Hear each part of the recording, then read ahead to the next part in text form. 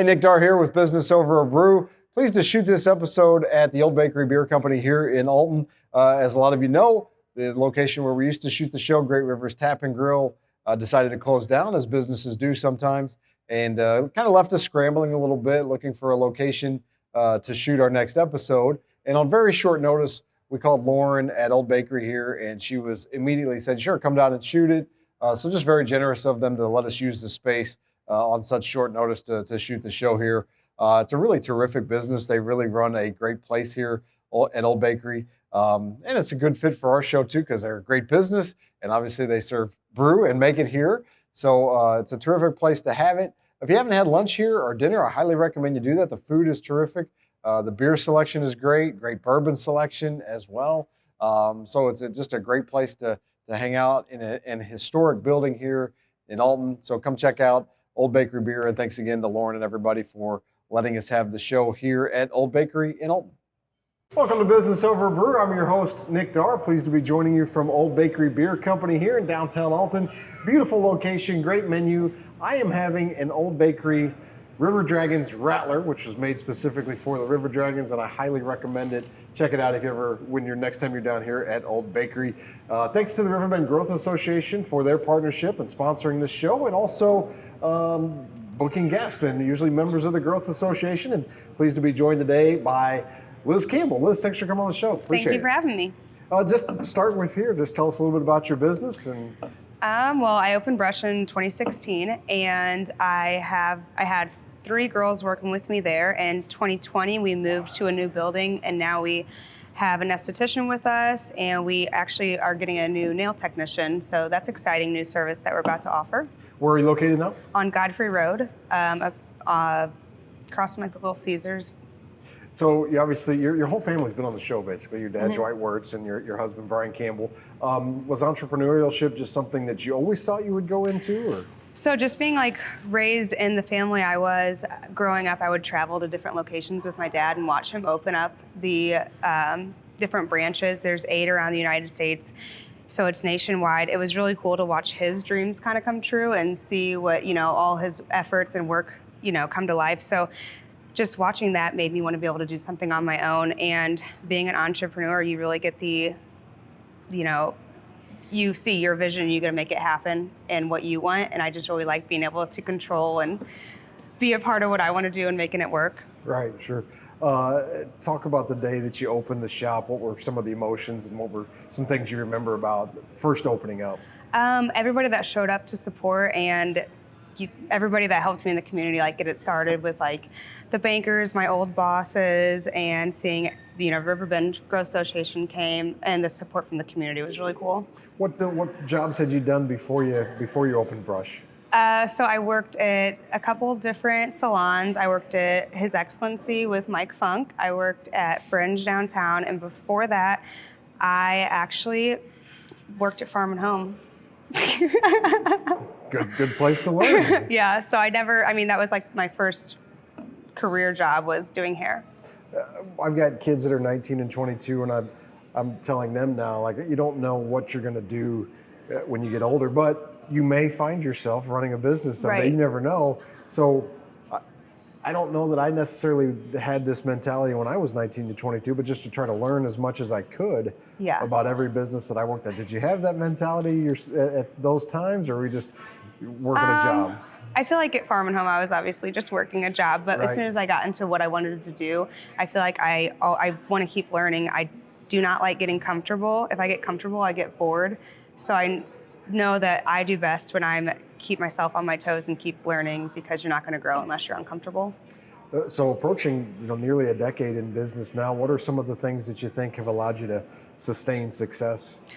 Relationships with people, I feel like, is the biggest thing. At the end of the day, business is all about relationships and connecting with people, making your customer happy, and working together. What are some technological changes maybe that have taken place in the business in the last 7 years, or is it pretty much the same? No, well, are you talking about the aspects of what we're services we're doing and everything? Maybe a little bit of both. The beauty industry is always changing, so hair extensions is one of the big services that we do. So everything's innovating and changing. So just keeping on your toes and being ready to learn the new trends and offer the new trends and just the new techniques and hair colors.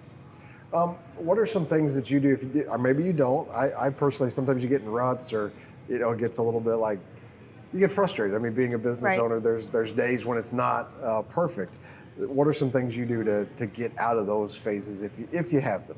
I feel like the next day I try to come in, set up my space, make it all clean and perfect. Just start every day a new day. Not every day is going to be perfect, and just realize what the mistakes you made that day, how you could better yourself, and what you can do next so that you don't do that again. Being in a family that is entrepreneurial and owning businesses, is that typically the conversation around the dinner table, or is there a lot of other stuff going on? We do talk a lot about business and what we're doing, but that's normal to us. It's just what we've always grown up with, and what are you doing? What are you working on? I feel like that's good for your family to hear, though, because I heard that growing up, and I hope that our kids listen to us and know that you should always be bettering yourself or your business or trying to grow with it. I always feel like it's a kind of a balancing act for me to not always, and my wife and I own the business together now, and she's a little more interested now that she's got co-ownership of it, but yeah. I don't always want to just come home and talk about business all the time. Like it is a balance of, and she doesn't always want to hear it, just like I am. There may be days where she's coming home and talking about her job. So I think there is a balance there of not, we've got to talk about something else. Like we're just, no, I get that. There are times, where my husband will be like, well, what are you doing with this? Or what are you doing with that? And I pretty make it clear, like, I don't want to talk about this right now. Or maybe we're not jiving with his idea versus my idea. And it's just like, let's not get into this. Let's sleep on it more, think about it. And then, like you said, trying to model it for, how many kids do you guys? We have 4 together. 4 kids. So, I mean, trying to model those behaviors too. Yeah. And, for me, it's like, kids don't have to open businesses together, but I do want them to see that it can be really awesome to own a business. And I don't, not that you try to shield them from the other stuff too, because there's definitely challenges as well. Right. So. It's just really cool to be able to customize what you do.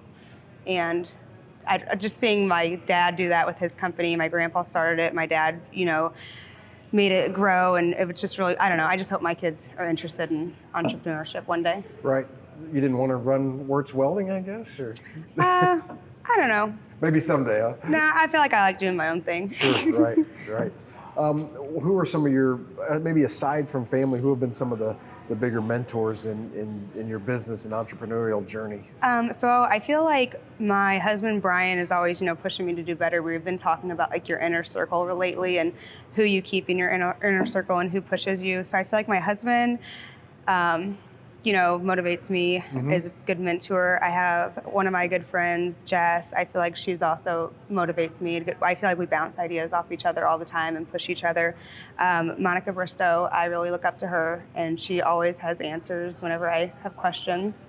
I'm trying to remember, I think Monica was the first guest on Business Over Brew probably 5 or 6 years ago. She's a celebrity. She is, and I guess she claims that she's the only guest to finish a beer on the show. So I don't think that's true. I know the host has finished a few, but she was, and that was back at Elijah P's. But anyway, talk about some of the technological advances, maybe on the running the business side that have been helpful to you in 7 years or so. I don't know.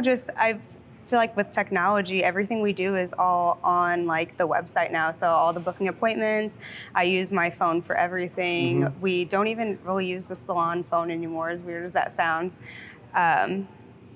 We use Square, which is a great software, and it's really easy to use, but at the end of the day.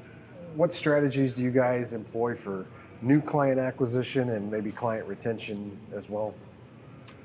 We just try to keep the customer happy. So, I mean, when they book an appointment, you mean? You can go book an appointment online, or we can book it for you, but we give you like a text reminders and alerts, and you can check out online. We can send you invoices. And so what are some of the bigger challenges in your industry for you that maybe would be somewhat surprising to those that are on the outside looking in?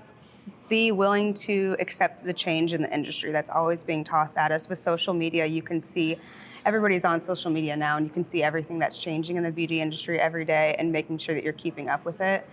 And just being willing to change. Some stylists I know are just not willing to, evolve with what's happening.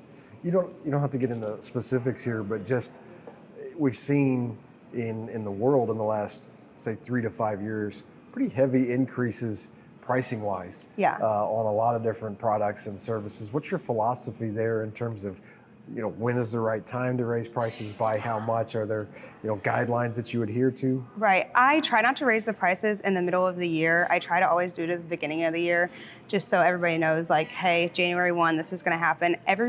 We all hate raising prices. We don't like doing it. Yeah. But we have to do it. I feel like, I was saying to one of my clients, your email blows up after January 1. Your Netflix is going to be raised. This is going to be raised. So I just try to make sure that they're aware of it. But right, and it's not, it's kind of a snowball effect. It's not that we want to raise prices, but I bet your utility bill went up. Right, so I had to raise some prices recently, and it's not fun, but we have to do it. But at the end of the day, if everything's gone up the last couple years, and if I didn't raise my prices, eventually I would be out of a job because we wouldn't be bringing home an income. So right, and I know, I think being profitable is something that everybody should root for really every business, because it does, like, I know you and Brian do a lot of philanthropic things, and, a lot of giving and a lot of causes that you guys support, which it's hard to do those things if you're not making a profit on a regular basis. I feel like COVID raised a lot of the hair color prices. That's when we saw a big jump. So that was hard after coming back from that.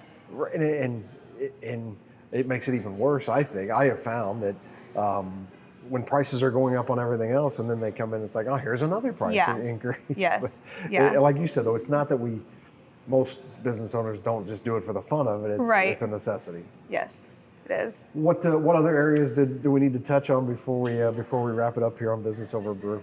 I don't know. I just wanted to thank everybody in the community that supports Brush. We wouldn't be where we are today without all of the clients that we have.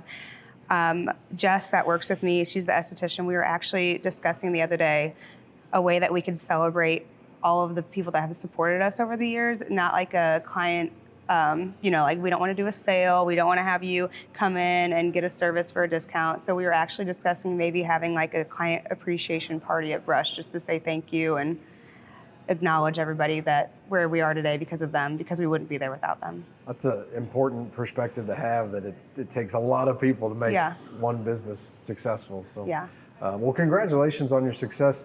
Maybe last question, talk about the Growth Association and how it's benefited you as a business owner. I met a lot of people through the Growth Association, and I just feel like the networking is great. Anybody new into the community that's opening a business, I try to tell them to reach out, because even like the business after hours or anything, or you can even call up there and ask for advice and who can help me in this area. And it's a great way to meet insurance people, any services you need. Those are definitely good benefits of it, and benefits I've experienced too. I think the community of it too, of just being a business owner, it can be a little bit like you're on an island sometimes. And being able to pick up the phone or email or talk to people that are going through some of the same things you're going through. I feel like it's made me very aware of who in the community too. With doing a lot of people's hair, I have clients that are from out of town who move here, and we grow such a relationship with your client, and I've gotten the nickname Google Godfrey. And I have clients that'll text me and be like, hey, who's a good pediatrician? Because they just don't know, or who should I call for my plumber? Who should I call for my insurance guy? And I feel like I always have an answer, and if I don't, I will get them an answer, because everything boils down to a community, and Riverbend Growth Association really helps bring that all together. Well, just one of the additional services provided at Brush. Yeah. If people wanted to learn more, get a hold of you, how do they go about doing that? You can go to brush618.com, and you can book an appointment or reach out to us there. All right, check it out, brush618.com. Liz, thanks so much for coming on the show. Appreciate it. Did you finish it? No. No? Okay. I didn't either. Do you want me to? It's hard to talk. Can I get a straw?